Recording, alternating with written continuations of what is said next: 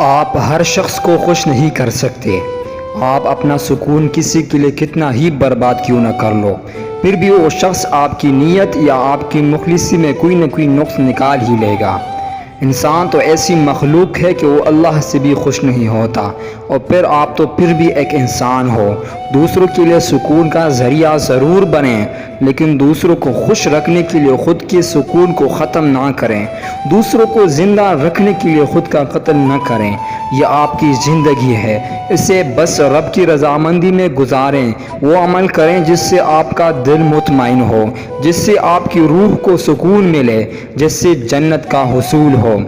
آخر کب تک لوگوں کا سوچتے رہو گے؟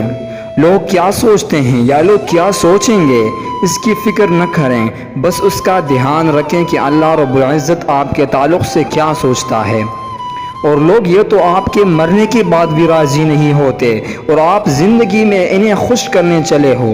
کیوں خود پر اتنا ظلم کرتے ہو؟ لہٰذا زندگی رب کی مرضی سے گزاریں، لوگوں کی مرضی سے نہیں۔ اللہ ہمیں عمل صالح کرنے کی توفیق عطا فرمائے، آمین یا رب العالمین۔